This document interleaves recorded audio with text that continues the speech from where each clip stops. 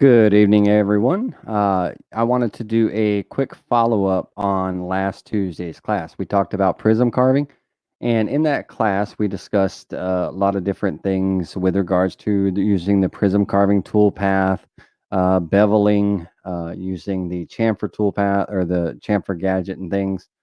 But one of the main parts of that discussion was, or that became one of the main parts of that discussion was getting a consistent apex height on the parts where all the points of those prism cuts were the same height all the way across.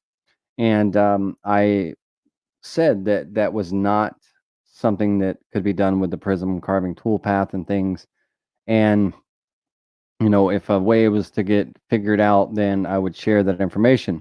Well, shortly right after that class, I got on the phone and with one of the customers, and we went through it and we experimented in things and figured out how to get it done in Desktop Pro or Aspire to get that consistent height. And it involves single line fonts and offsets.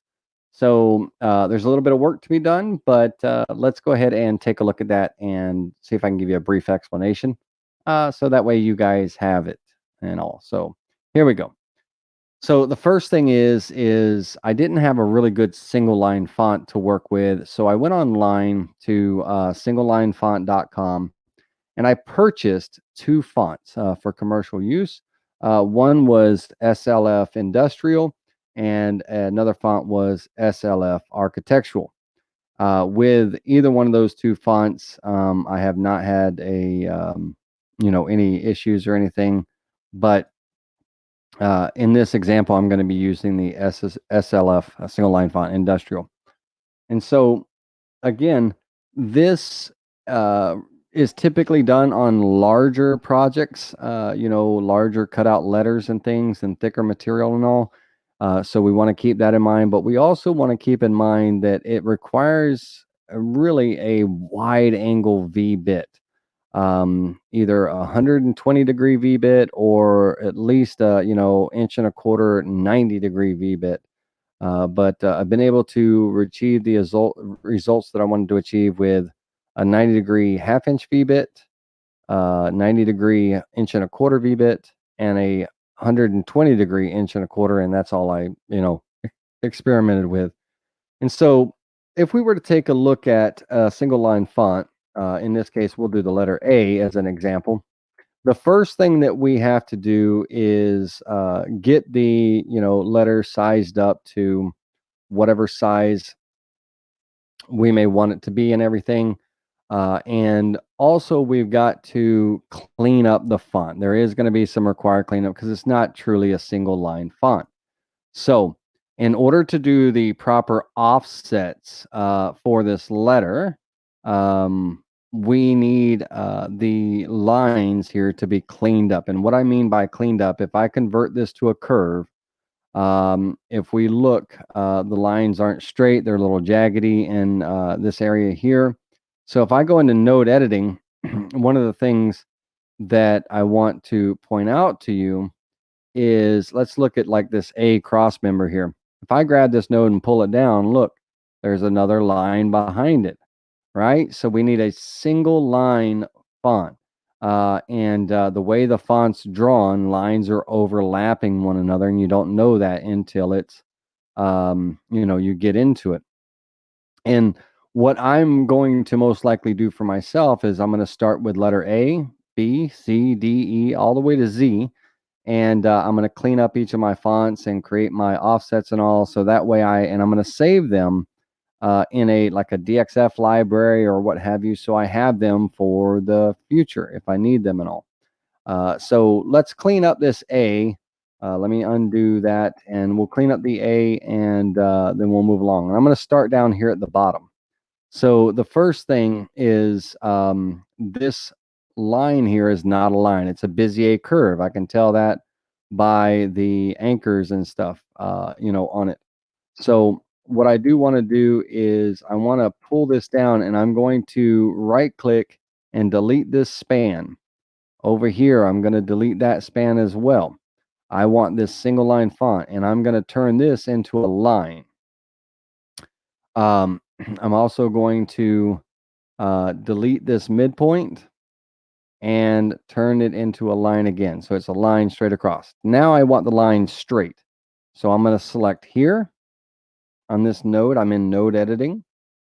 I'm going to select here and I'm going to hit the letter Y on my keyboard because Y is up and down. And I'm going to pull that line straight. So now I have a true single line. Okay. Second thing is over here on this side, I want to do the same thing. So I'm going to grab this and pull that down just so I can see it. I'm going to delete that span, and here I'm going to get rid of the midpoint, delete that point, and I'm going to turn this into a line. And then I'm going to take that line, select here, select there, and hit the letter Y on my keyboard to pull it into a straight line. All right, so that's done. I got one more line up here at the top of the A. And if I look at this one, if I go and pull and everything, again, it's a line on top of a line. So I'm going to delete that span and that span, get rid of those. So now I have a single line. It is straight. And if I were to pull this up, you can tell it's a single line, right? So I can go back. It is straight across. So I just don't need this midpoint, right? So I'm going to go ahead and delete that point. Just need a straight line from point A to B. All right. So my three ends of the letter are done. Now here in the middle, go ahead and pull this down once again. Delete this span and this span. Now I have a single line here. I'm going to delete this point and I'm good to go. And I can verify it's a single line once again by pulling it down, right? There's nothing behind it. Control Z to undo. All right, now that leaves this here. So it starts here, comes up, and comes down. And if I pull off on this, you can see once again, there's one line on top of the other. So I'm going to delete the span. Delete the span. Okay. If I pull this out, that should be a single line, right? All right, undo. Over here, same thing. Delete this span. Get rid of that span. All right. Now, I should have a straight line coming up and down here. And again, I can verify that by moving that if I want to, just to verify. But I should have a clean straight line. And it should be one continuous open vector. If I look at the join vector tool over here, I can see that I have one open vector selected. So very good. All right. Now, we're all cleaned up except for on my ends of that cross beam and everything, I need them to connect. So my extend tool, we're going to use the extend tool. We're going to click here and click here to extend that line over there. Come over here and zoom in. Click on this line, click here to extend that over to there. Very good. Down here, we're going to extend that line to there. And over here, we're going to extend that line to there. All right, now my letter is ready to create my offsets. So here's what we found out that we need to offset a very small amount from 0.001, 1/1000th of an inch, to 0.006, somewhere within that range. And I'm going to go with the 0.006. And we need to offset in both directions. So I'm going to select my entire letter here. I'm going to go to the offset tool and I'm going to offset both directions, creating sharp corners. I'm going to offset 0.006. Okay, and that's going to create my offset. Now it's hard to see when you're looking at it far away and everything, but if we zoom in, you can see from our center line, we have offset 0.006 in both directions. Okay. Now, if you want the top of your letter to be truncated, you can offset up to 0.03125, 32nd. But that will truncate the point, the apex. It'll kind of defeat the purpose of a prism cut, but it does look nice, and we'll do that at the end here. But 0.006 is the maximum you can go for your offset in both directions. So now that we have this offset, we've got to now kind of connect everything together as one closed vector. So let's start at the top. And if we select our two offset lines, this one and this one, we can join those two lines together with a straight line. Okay. And I clicked it twice because it should join on this end as well, right? Close those two off. Now down here at the bottom, always work with your lines first. I'm going to select this outside line and this outside line, and I'm going to join it with a straight line once, twice. All right, and that'll close that one off.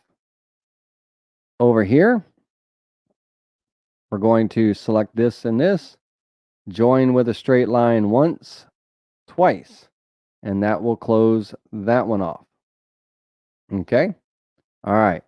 Now we're going to do some trimming and combining. So we're going to take our scissor tools now and we're going to trim away. And what you want to do is you want to make sure that the rejoin trim section is not turned on.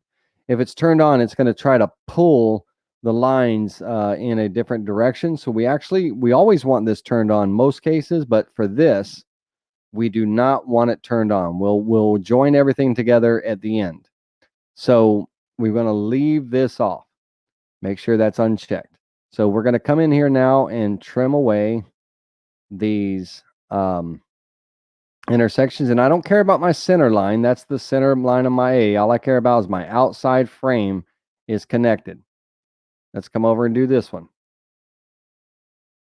Trim here, and then clean up our line there. Again, middle line is the center line. We don't need to worry about that. We could eventually get rid of it, but I'll just leave it in there.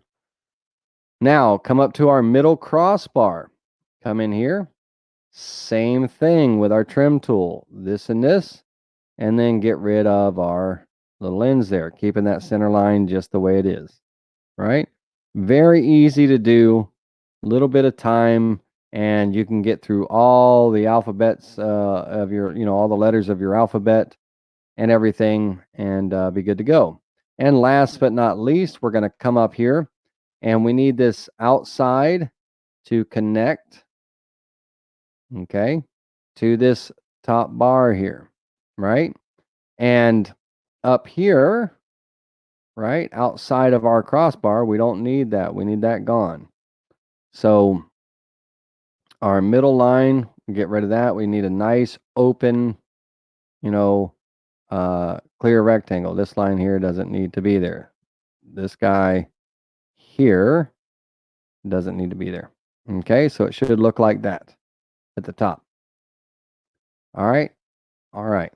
So now that we have that completed, now let's go over and create the tool path on it. And here's where the magic kind of happens. All right, so I'm going to select my vectors. Remember, I haven't joined them together, right? So I'm going to select all of them, and I'm going to come over to my join tool, join, and I should have 2 closed vectors and 6 open. 6 open are my straight middle lines, right? The 2 closed vectors are going to be this, this outside area here, and then the inside triangle there, okay? So I've got, one selected vector, one closed vector there, and then that's a closed vector on the inside. All right. All right. So hold down our shift key, select our 2 vectors, our inside and our complete outside. And it's a profile toolpath. All right. Profile toolpath. Once again, let me select my vectors here. This one and that one. And now cut depth is important. I want you to come down here and look at the corners. Now, based on the bit that you're using, there's a certain cut depth that you can't exceed. Once you exceed it, then the internal corners shuts off. So what I mean by that is I can go up to 0.1875 with this 90-degree half-inch V-bit, but the minute that I go to 0.25, oops, let me get that decimal out of there, 0.25, if I come down and look, my internal corner offset is turned off. Okay. I need that offset number. So it's basically saying that I can't, I'm not reaching my apex height basically when it's off. So 0.1875. Right. Now, this is a decent bit to use, and all, but we really want a wide diameter bit. So I'm actually going to come into my tool database here, and I'm going to come down to my 120-degree inch and a quarter bit or my 90-degree inch and a quarter, either one. Let's do the 90 inch and a quarter since we were at a 90 half. Let's do the 90 inch and a quarter. And now that has a certain cut depth that once I exceed it, my number doesn't work anymore. And that particular cut depth is 0.5 inches. 0.5 inches. Okay. At 0.5, my number goes away, right? So if I back off, let's go 0.4, still off, and 3.375. I think it's point a quarter, 0.25 is going to be my magic number on this one. But let's try 0.375 just so you can see what I'm looking at here. There we go. So we can go up to 0.375. So I've got that offset number in there. That's good. So that's going to be my magic cut depth for the V cut. 90-degree V bit at inch and a quarter. I'm going to come down here and I'm going to make sure my corners is sharp internals corners and sharp external 3D are on. And I'm going to click calculate. Okay. And if we look here, some of the telltale signs, if we look at let's come up to the top, it might be easier visually. Our little pyramid right here, they connect up here. If if my bit was going to be, or my top was going to be truncated, flattened off, those lines here, these vertical lines would not be connected here. They'd be backed off a little bit from each other. So this is kind of showing me that I will get a full truncation. If I preview the visible toolpath,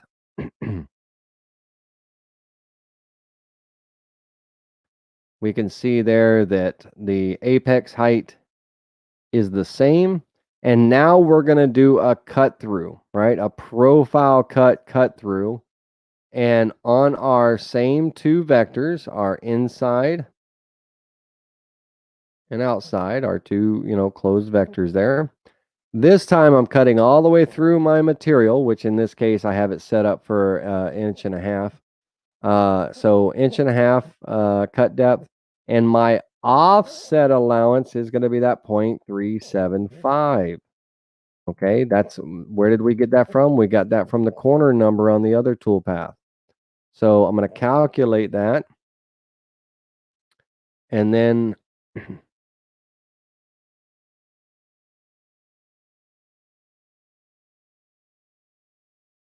okay, stand by a second. I got something selected that shouldn't be selected.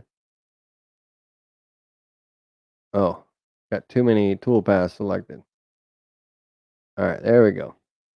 I had another number on another layer there. So we'll select that and our inside. There we go. And we'll recalculate that. That looks more better. All right, let's preview that selected toolpath.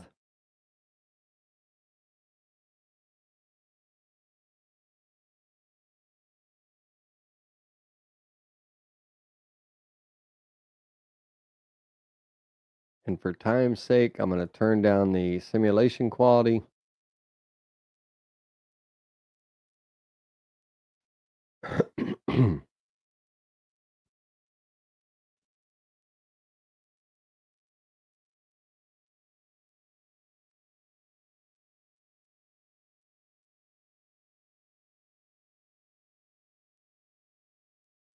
I'm using, I believe, a 1/4 inch end mill for the profile cutting out.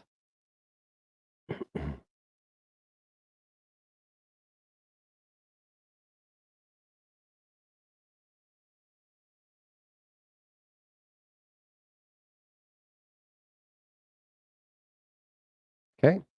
And if we get rid of this, we can see that we have our letter here with all of our apexes at the same height.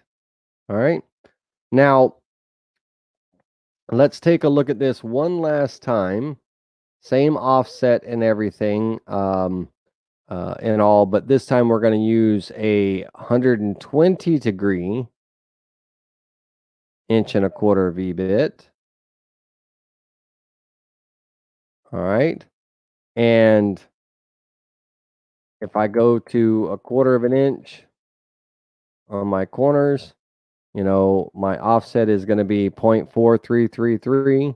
Let's see if I go a cut depth of 0.5. Can I go 0.5 with it? No. Can I go 0.375? Let's scroll down. No. So even point 0.3, I don't believe I can. There we go. 0.3 I can do. So we'll go with 0.3. That's going to be my offset for my regular profile cut. So I'll copy that value. But we'll calculate that toolpath. This is with a 120-degree V-bit. Let's preview that visible toolpath. We can see that 120-degree V-bit, nice low profile and all. And on my profile toolpath, we're going to change the offset.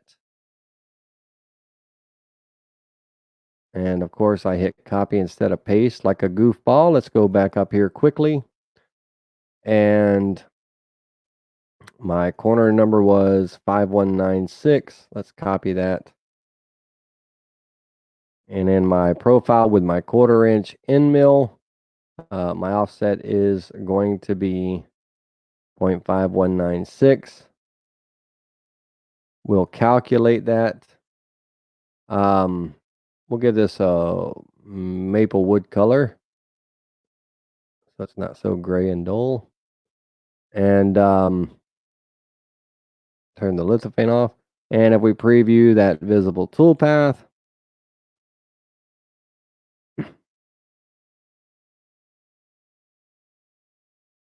let it cut out.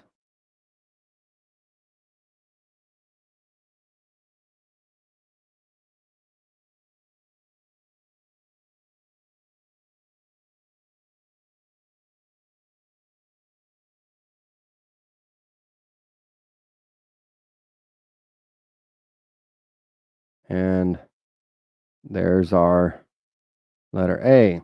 Now, this same principle would apply for any of the letters of the alphabet. You got to clean up the letter and then, join everything together on those offsets. And remember, 0.006 would be your offset allowance and all. And I want to take a second and show you what would occur if our offset was more. We would get a truncated letter, which still doesn't look bad, but I'm going to go through and I'm going to delete this offset here. So I'm back to my single line font, and I'm going to take this single line font and I'm going to offset it. I'm going to offset it basically 32nd. So point 64th on each side. So 0.0156. All right, I'm going to click offset in both directions, sharp corners, okay, to create that offset. And let's experiment a little bit. Let's go a full 30-second on each side. So undo. I just want to see what that'll look like. 0.3125. So 32nd on both sides. That's a total 1/16 of an inch offset now. And now we need to go in and clean up our lines. So here we go. We're going to select our 2 lines here.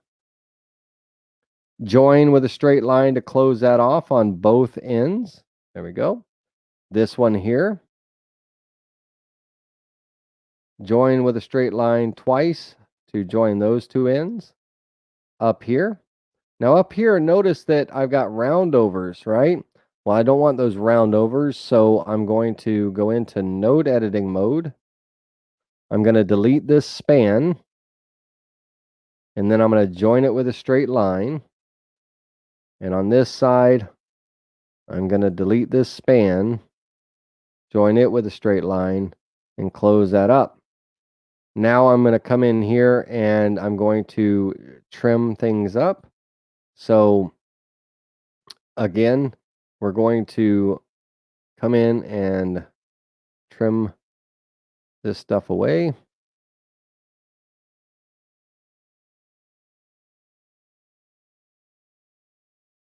And I want a nice flow coming around. And then here on this inside, we need to get rid of these lines. Okay, so a nice flow all the way around. Come down to the middle, join it here, and then trim away our excess. Don't worry, I'm not worried about the middle line. Over here, trim. Remember that rejoin is closed or off. We don't want it on for this. We'll rejoin everything after the fact. All right, and this will be our last example. Let's get this over here.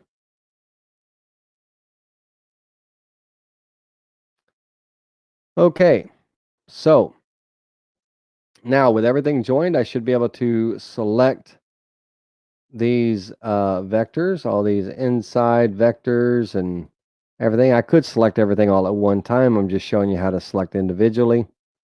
Select that inside vector there, this outside one, this outside one, this outside one, and then our rectangles here and here. And if I go to the join tool, I should have two closed vectors by the time it's all done.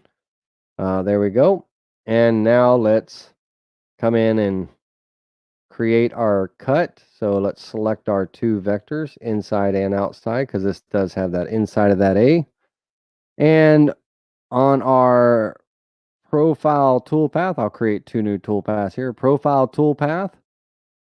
We're going to, on this, we'll cut 0.375 inches deep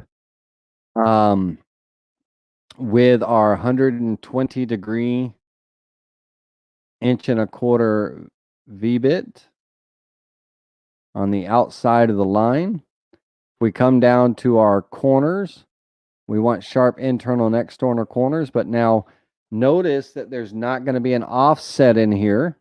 That's mostly because the lines aren't going to be truncated. So what I'm going to do is I'm going to minimize my cut height here, and I'm going to go 0.25.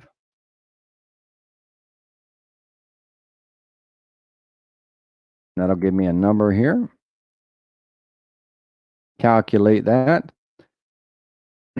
Now, let's reset that preview and let's look here.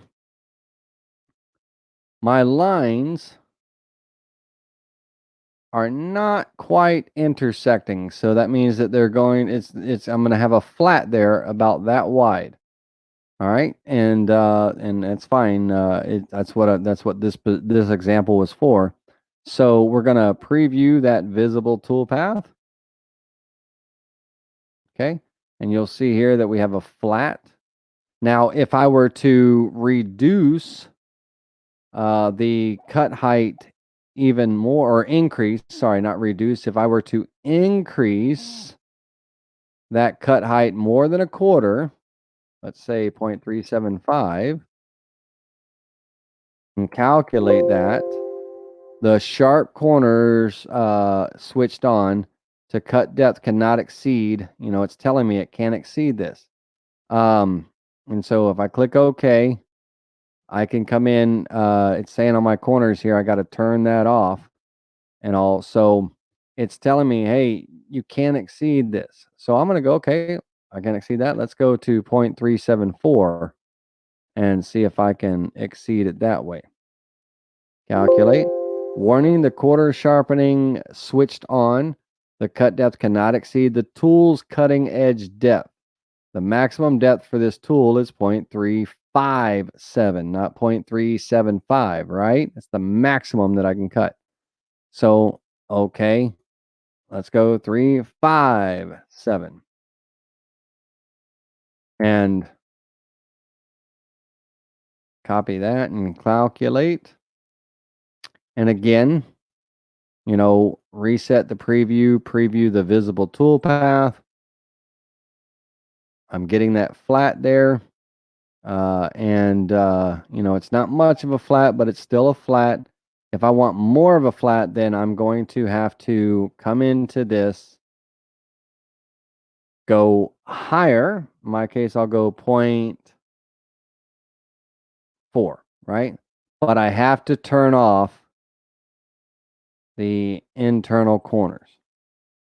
Got to. Calculate. Reset the preview.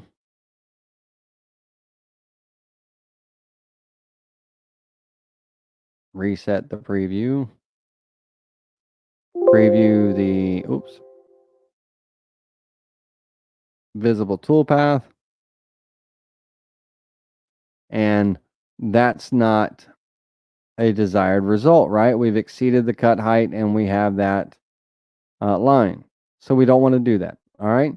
So all you have to know is when you're creating your tool path, go back into here, is when you have your corners checked, if no offset shows up in there, you're exceeding your height. So we got to kind of stay within the boundaries. And that's it. We just got to stay within the boundaries.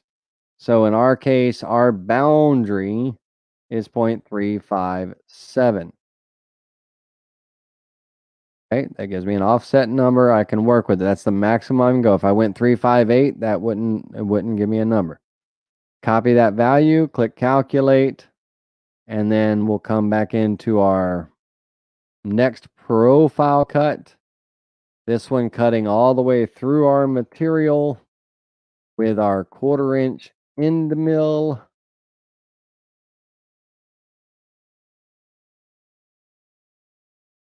On the outside of the line with our offset of 0.6183. Calculate. And I'm going to turn down the number of passes. I'm going to edit that down to 6 passes. Click OK. Calculate that again. And if we preview both tool paths,